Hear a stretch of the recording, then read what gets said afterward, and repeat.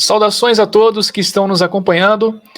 Eu sou Matheus Alvarenga e essa vai aí mais uma aula do grupo de Estudos e Pesquisas Brasil Império, um curso aí 100% gratuito e também elementar que partiu aí do Círculo Monárquico de Campos.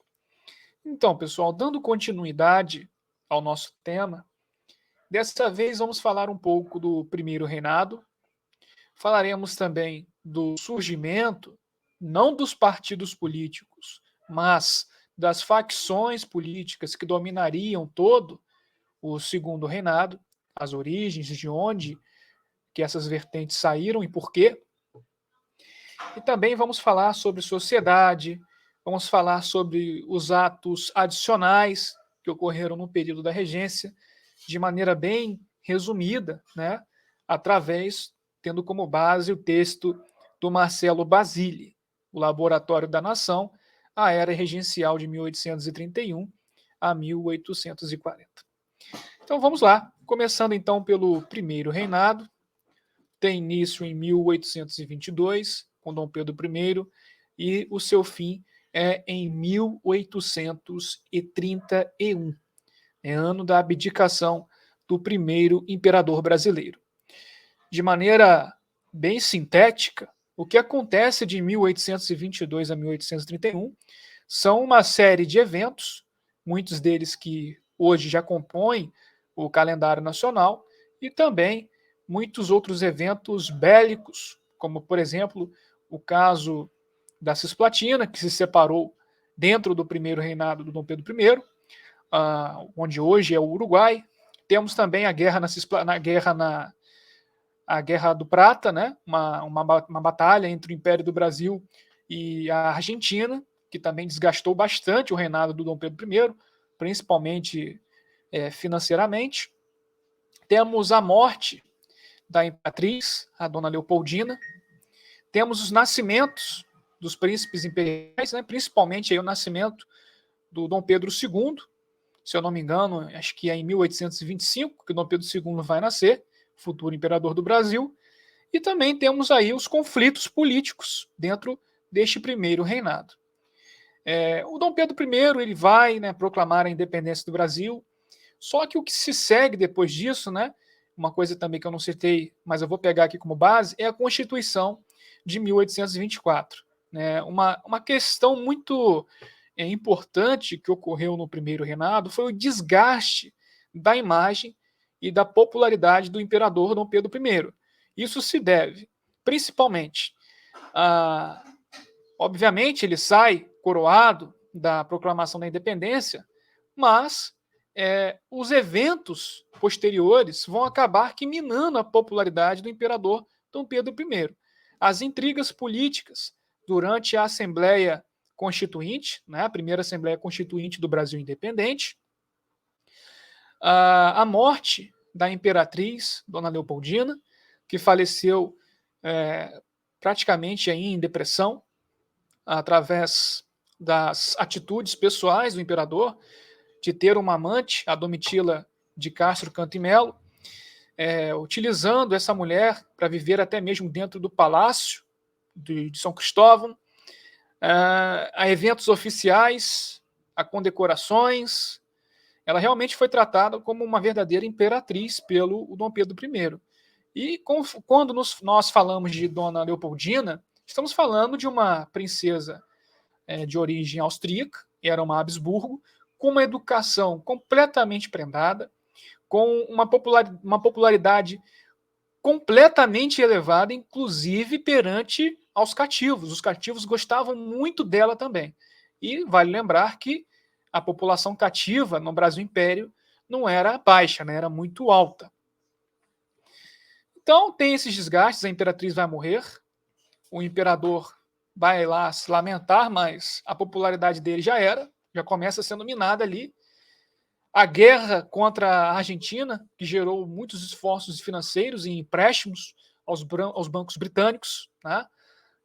Essas questões de primeira já vão minar a popularidade do imperador.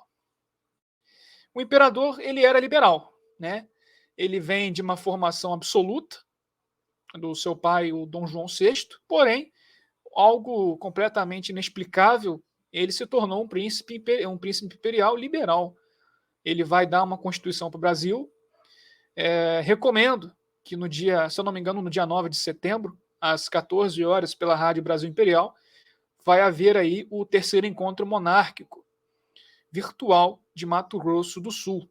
Recomendo bastante que vocês assistam a palestra que eu irei ministrar, que vai falar muito sobre a questão política, a questão da Constituição, a formação do imperador Dom Pedro I, que vai também servir como um adendo a esta aula. Então, ele vai elaborar a Constituição, já falei na palestra, já gravei, já enviei a aula, né, uma palestra, e aí vocês vão saber a questão toda da Constituição, que eu não vou me aprofundar muito aqui. Depois das intrigas envolvendo a Constituição, teremos ali o surgimento dos partidos políticos não organizados, não formados ainda, mas tendências políticas que vão começar aí a entrar em divergência. E essa sociedade, depois de 1831, ela começa a se politizar ainda mais, segundo o texto de Basile. As pessoas, as escolas discutiam Constituição, discutiam política, discutiam praticamente tudo que era relevante de interesse público, algo completamente difícil de se imaginar hoje em dia, uma sociedade civil muito mobilizada. E aí nós temos a imprensa também muito interessada, dando vazão para essas discussões políticas. Vários jornais foram criados aí também nesse período regencial, na qual o Dom Pedro I ele renuncia, né, de 1831 em diante. E também teremos o surgimento desses partidos políticos, que nós vamos entrar agora sem enrolo. Quem tiver dúvida, por favor, deixe no grupo lá no WhatsApp, ou pode deixar aqui também, aqui abaixo, tá? Nos comentários, as dúvidas ou algo que vocês querem que nós tratamos aqui também. Vamos lá. Esse aqui, na verdade, é o organograma da Constituição Imperial. Eu não queria colocar essa imagem aqui, não, acho que eu errei, mas, já que ela está aqui, vou falar dela um pouquinho. Através desse organograma aqui, pessoal, eu vou poder explicar um pouco para vocês como que o imperador Dom Pedro I se queimou, tá? Resumidamente, o poder moderador é uma teoria do Benjamin Constant, só que o que está central, o que está incomodando aqui, talvez, a teoria do Constant, é essa parte aqui, o poder moderador em cima dos outros poderes. Vocês estão vendo que está lá no topo. Segundo Constant, a sua teoria política envolvendo o poder moderador, não é que o poder moderador ele tem que estar acima. Ele não é o poder supremo. Apesar do imperador ser o chefe supremo das Forças Armadas e ter essa grande atribuição política, não é para o poder moderador estar ali no topo. O poder moderador, segundo Constant, deveria estar entre os poderes. Ele deveria estar como o algodão entre os cristais, né? A fim de estabelecer uma harmonia entre os demais poderes. Ele não pode estar aqui acima, tá? Isso segundo Constant. Os constituintes de 1824 acabaram fazendo essa teoria completamente genérica. Colocaram o poder moderador como centro de tudo, a chave política do império. E o que isso vai acontecer? Eles quiseram uma formação política que desse mais centralidade e poder para o imperador. Só que esse tiro, pessoal, isso eu estou dizendo, saiu pela culatra. O imperador Dom Pedro I, ele desceu do salto várias vezes, né? Ele não ficou meramente como uma figura simbólica, uma figura institucional, né, ali de supervisão dos poderes, de harmonização, não. Muitos atritos surgiram entre o legislativo e o imperador, que também, segundo a Constituição Imperial, ele aí era o chefe do executivo. Então ele acumulava as funções de chefe de Estado e de chefe de governo também, né? Isso depois, lá em Dom Pedro II, vai ser melhorado.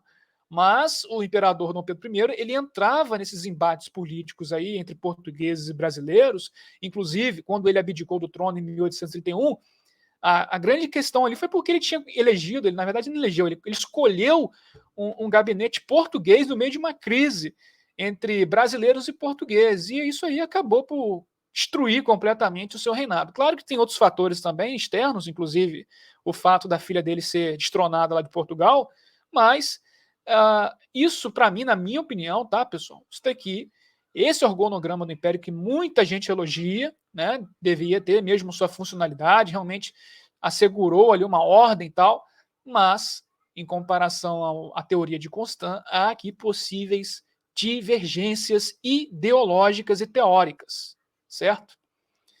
Mas eu queria falar com vocês, deixa eu ver se eu consigo colocar aqui. Agora, como vocês podem observar, eu já alterei a tela e aqui é onde eu vou poder explicar para vocês um pouco o desenvolvimento dos partidos políticos. Deixa eu tirar também esse banner aqui de baixo para facilitar para a gente. Pessoal, então até aqui, nessa faixa azul, vertical, nós temos o primeiro reinado. Né? Temos aí a tendência dos portugueses, financeiramente falando, na parte econômica, eram os comerciantes de grosso no Rio de Janeiro, e muitos deles ali envolvidos com o tráfico de escravos. Já essa parte aqui dos brasileiros segue aí uma tendência da área rural, tá?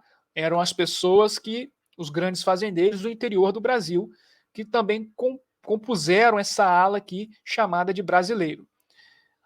Então, como já informei anteriormente para vocês, em 1831 tem a ruptura com o imperador, e aí dos portugueses vão se originar os restauradores. Os restauradores ou caramurus, eles derivaram do antigo, entre aspas, partido português. Por que restauradores? Eles defendiam naquela altura, antes da morte do imperador Pedro I, a volta do mesmo, no caso do imperador.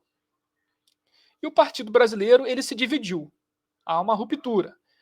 De 1831 a 1834, vamos ter os liberais moderados, conhecidos como os chimangos, e os liberais exaltados, conhecidos como os farroupilhas. Depois, há aí uma ruptura de novo, em 1834-36, porque temos ali uma figurinha, né, do ato adicional, quem está vendo ali no meio ali da imagem. Esse ato adicional ele vai ser formulado pelo padre liberal Diogo Feijó e, de maneira resumida, ele vai dar aí autonomia para as províncias, vai fazer algumas alterações no judiciário, ele vai criar a Guarda Nacional para que sejam obedecidos os decretos desse ato adicional, para que ele seja realmente cumprido. E aí isso vai desagradar, por outro lado, os futuros conservadores, né? Derivados aí dos restauradores e também dos liberais moderados. Quem prestou atenção observou que dois grupos de liberais surgiram nessa época. Os liberais exaltados ali, que defendiam o liberalismo radical ou jacobino, o federalismo semelhante ao dos Estados Unidos, eles defendiam a alteração da Constituição, né, dando mais liberdades às províncias, eles eram revolucionários e também defendiam o fim gradual da escravidão. Mas isso não os torna, de certa medida, abolicionistas. Até porque, ainda em 1831, tivemos aí a primeira lei antitráfico. E durante esse tempo, que se seguiu 3 anos depois, um gabinete liberal governou o Brasil e foi nesse momento de pujança do café. Os liberais, eles... Já viu aquele macaquinho, aquele meme? Que o macaquinho bota a mão no olho assim? Então, eles fecharam os olhos para essa questão, porque a pujança do Império era o café, estava se tornando o café, e eles não queriam mexer com isso, porque a partir do momento que eles fechassem esse tráfico, isso ia afetar bastante os comerciantes brasileiros ali, os fazendeiros. Depois, nós vamos ter o Partido Regressista. Por que regressista? Em 1834, pessoal, houve esse ato adicional que deu bastante liberdade para as províncias e disso também sucederam, se não é o tema daqui desse debate, desta aula, né, desta análise, as questões envolvendo as guerras que se incluíram no Brasil regencial, as revoltas. Mas acabou que, se não por gerá-las, acabou por alimentar esse sentimento independentista das províncias. Lembrando que ali não havia ainda um senso de nacionalidade formado, né? O território brasileiro ele não estava consolidado, as províncias não estavam totalmente unidas. Portanto, é fácil observar a questão dos farroupilhas, né? Que se separaram do Brasil por muitos anos e só foram retornar lá com Dom Pedro II, lá na frente. E o Partido Regressista, ele é derivado dos liberais moderados, que eram liberais, defendiam diversos temas liberais, porém eles olharam aquelas libertinagens, né? Eles viram como libertinagens. Muitos políticos migraram, saíram fora dos liberais e se tornaram conservadores. Isso aconteceu, tá? Muitos deles saíram fora e viraram conservadores. Então eles enxergaram aquilo que foi uma tragédia. Aquilo ali foi um absurdo completo, onde alimentou ali o senso revolucionário, há várias províncias querendo sair fora do Império do Brasil, e aí eles acabaram por abandonar esse tipo de pauta liberal e acabaram partindo para o grupo dos conservadores, que vai dar origem aos regressistas. O que queriam, pessoal? Os regressistas, eles queriam voltar atrás com esse avanço liberal. Eles também eram conhecidos como os pés de chumbo, né? Então o discurso deles foi bem facilitado, porque em vista do que estava acontecendo no Brasil, eles tinham razão, né? Depois dessas leis que deram mais autonomia para as províncias, muitas delas até, inclusive, acabaram por formar constituições estaduais, provinciais, acabou ali por, de certa forma, dar muita liberdade para as províncias e as pessoas não queriam saber de centralidade. E aí eles tiveram que voltar tudo de novo, como estava antes, procurar reforçar o poder central, fizeram de tudo para formar esse poder central bem mais forte. É também a época aí da Trindade Conservadora, né, que eu já expliquei, se não me engano, na aula passada, quem foram esses três conservadores que formaram ali o Estado Nacional Brasileiro. Né? Quem não assistiu a aula pode voltar à aula anterior, que eu falo muito sobre isso. E aí, lá embaixo, nós temos, então, o Partido Progressista, que vai dar origem ao Partido Liberal. Inclusive, essa Liga Progressista, esse Partido Progressista, é através dele que haverá a formulação para a maioridade do imperador Dom Pedro II. Eles, depois dessa tragédia que foi o primeiro ato, o ato institucional de 1834, eles acabaram por perder ali a legitimidade, eles perderam espaço político e aí tiveram que recorrer aí ao imperador, à maioridade do imperador, para que possam, de certa forma, agradar aos olhos do imperador e naquele sistema, onde o imperador mesmo escolhe o seu gabinete, poderem ter chance, através das mãos do imperador Dom Pedro II, de chegarem ao gabinete, né, chegarem ao executivo. E isso, de fato, aconteceu. Dom Pedro II, assim que sobe, ele coloca esses liberais no poder e, se eu não me engano, depois de 1 ou 2 anos, eles saem novamente pelas mãos do Dom Pedro II. Depois do Dom Pedro II, lembrando que o Dom Pedro II tinha 15, 16 anos, depois que ele atinge uma certa idade, ele já começa sentindo a malícia desse sistema em que os partidos queriam utilizar o imperador como marionete, né, utilizar ele como um tipo de escape, um tipo de intervenção, enfim, quiseram utilizar o imperador para fins políticos. Depois o Dom Pedro II ele vai se ligar nisso. E depois dos progressistas surgirão, ou mais de maneira organizada, o Partido Liberal, que também teve grande participação política, não mais do que os conservadores no segundo reinado. E aí o Partido Conservador ele surge depois dos regressistas, e aí já auto-intitulados Saquaremas. Depois tivemos um gabinete de conciliação, isso foi uma manobra do Dom Pedro II em tentar diminuir as rivalidades políticas, não deu certo. E também tivemos ali um curto período da Liga Progressista, que era uma liga também formada e inspirada ali pelo imperador Dom Pedro II, a fim de amortecer a crise e rivalidade entre os dois partidos. Deixa eu só analisar se faltou alguma coisa a falar para vocês. Basicamente é isso. É isso que eu queria passar para vocês. Vocês entenderam um pouco da crise do primeiro reinado e agora também entenderam a questão dos partidos. Entrando um pouquinho na questão dos partidos, os conservadores eles vão permanecer mais tempo, eles vão defender um imperador forte, vão defender com unhas e dentes o território nacional, vão defender o café, obviamente, todos defendiam, aliás. Né? Os liberais eles já partiram para um lado de liberalização, de flexibilização do poder central, mas eles não conseguiram fazer muita coisa. Apesar até de defenderem pautas como o fim gradual da escravidão, quem foi fazer isso mesmo de fato foi o Partido Conservador. Então, pessoal, essa é a aula de hoje. Espero que vocês gostem, que comentem, que curtam, que façam o que achar necessário e nos vemos novamente na próxima semana. Um abraço para todos do grupo de estudos Brasil e Império pelo Círculo Monárquico de Campos. Um forte abraço para todos vocês.